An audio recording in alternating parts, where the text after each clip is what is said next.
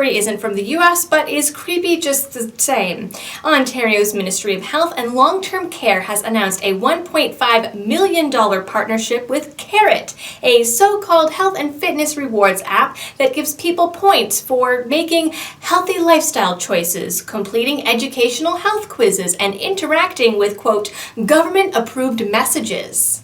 Those points can then be used for things like gas and frequent flyer miles and movie tickets. The app was originally developed with funding from the Canadian federal government as well as the governments of Newfoundland and British Columbia. The app's associated website thus far has little content except for mostly vegetarian recipes and a single mental health blog that claims, quote, team-oriented behaviors give us a sense of purpose and fulfillment and is one of the key components of emotional well-being. There's also a blog in the preventative health category that recommends women have 10 alcoholic drinks a week, but only 2 per day in order to combat various diseases and alcoholism. Men get 15 drinks per week and 3 per day to stay, quote, social, not sloppy. The blog also reminds everyone to take 1 day off per week from drinking in order to ensure that no one becomes dependent. That's not how it works. If any of this sounds creepy or big brotherish to you, you are not alone. The company's own CEO made the comparison himself. He told local reporters that the app was originally focused on health, but that, quote, the company and its partner governments quickly realized it was effective at modifying behavior in other areas that now include the environment and personal finance. All the information in the app originates with the government,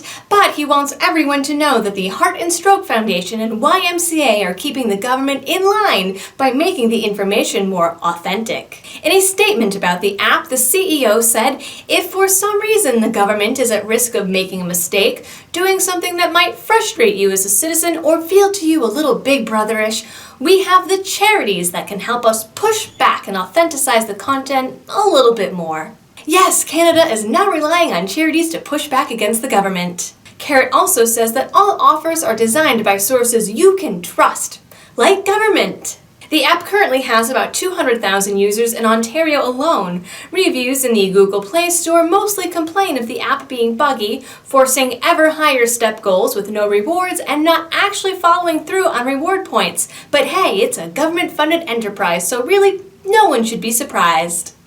Deep within their privacy policy, the company also admits to collecting personal and identifying information that it may later pass on to the government. Some critics have compared the app to similar Chinese efforts such as Alipay and Sesame Credit that aim to create what they call a nationwide social credit system that tracks financial reliability, good social behavior, and government compliance in return for free umbrellas, cash loans, and expediting airport security checks. Breaking social rules, paying a bill late, or a minor traffic violation takes points from users' social credit scores and puts them on a list of people subject to enforcement for trust breaking. People on the untrustworthy list are subject to financial penalties and are denied access to all kinds of things, like career progression, hotel rooms, school admissions, and are unable to own property, kind of like that episode of Black Mirror.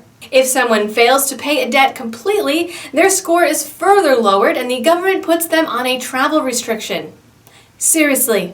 With this app, too, reports said it, quote, won't be Orwellian, and that is a silly, silly Western idea. It's estimated that by 2020, every Chinese resident will have a social credit account. They will, of course, be awarded extra special bonus points for pro-government sentiment. Thank you, B.F. Skinner. An officer-involved shooting has gotten international media attention this week, once again at the hands of Minneapolis police.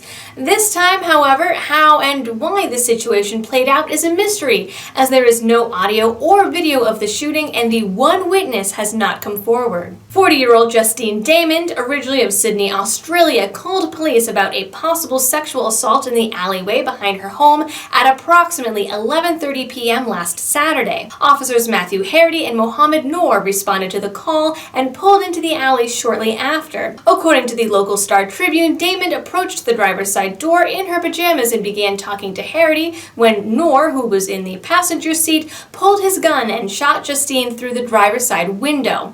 Neither of the the officers had their body cameras turned on and the dash cam too was shut off. Damond was a yoga and meditation instructor who was to be married next month. Preliminary investigations stated that Noor shot his weapon due to a, quote, loud noise near the car immediately before Damond approached. At least that is what Officer Harity has said. So far, Noor has refused to cooperate with the investigation and has not spoken to Minnesota's Bureau of Criminal Apprehension. According to reports, he has been an officer for less than 2 years, and Harity has only been on the force for approximately 1. City records show that already Noor has had 3 complaints against him. 1 was dismissed without disciplinary action, but the other 2 remain open. On Wednesday, it was revealed that Damond had actually called the police twice, and transcripts of those calls were released to the public. In the first call at 11:27 p.m., she shared her concerns that a possible sexual assault was occurring in the alley, as she thought she heard someone having sex and then calling for help.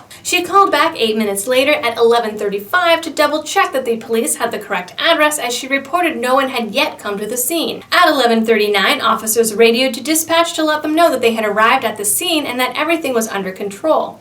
However, only 2 minutes later, at 11:41, the officers called for medical assistance. Reports say that Noor shot at least twice through the driver's side window, hitting Justine in the abdomen. No weapons were found at the scene, but Damond's cell phone was found near her body. Harity's lawyer has suggested that the officers thought they had driven into an ambush situation, but according to the local paper, the squad car drove approximately 100 yards down the alley before the shooting, and the area is very well lit at night. Locals describe it as a safe, middle-class neighborhood. Harity has told the BCA that a bicyclist went by the end of the alley immediately before the shooting and may have witnessed the events. However, that person has not yet contacted authorities with any information.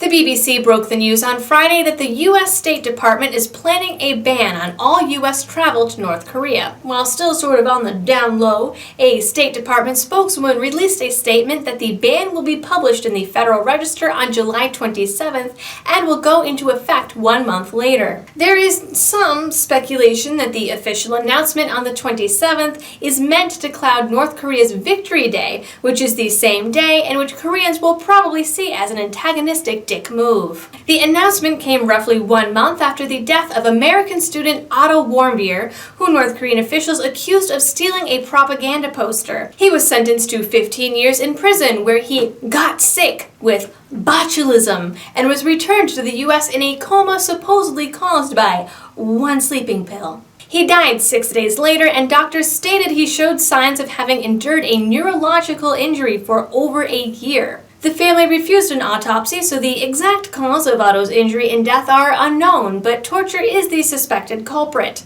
Doctors found no evidence of botulism and stated that his level of brain damage was most likely caused by blood deprivation to the brain. News of the ban came ahead of its official announcement because 2 Chinese tourism companies that bring people to North Korea were warned about the coming restriction. But even they weren't told directly by the U.S. and instead were told by the Swedish embassy, which acts for the U.S. because Washington doesn't have any diplomatic relations with Pyongyang for obvious reasons.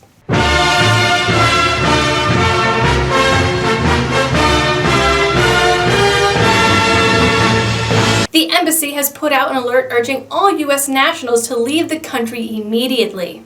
Currently, it is only legal for Americans to travel to North Korea with official tourism groups. After the ban goes into effect, Americans will have 30 days to return home, or else their passports will become invalid. One of the groups, named Young Pioneer Tours, had been the group that organized Warmbier's tour. They had already stopped taking Americans after his death, citing what they called high-risk safety concerns. At present, there are still 3 U.S. citizens in North Korean custody. Despite warnings from the U.S., Pyongyang has continued various missile and now a possibly submarine test, and lawmakers vacillate between claims that their missiles could now reach Alaska and claims that there's absolutely nothing to worry about. Meanwhile, new reports reveal that the Kim regime routinely stages public executions on school grounds for stealing electrical cords and watching South Korean media. Depending on the crime, the accused might actually be sentenced to death by beating, as the crimes are considered so awful that they're not worth wasting bullets on. Yep, nothing to worry about there.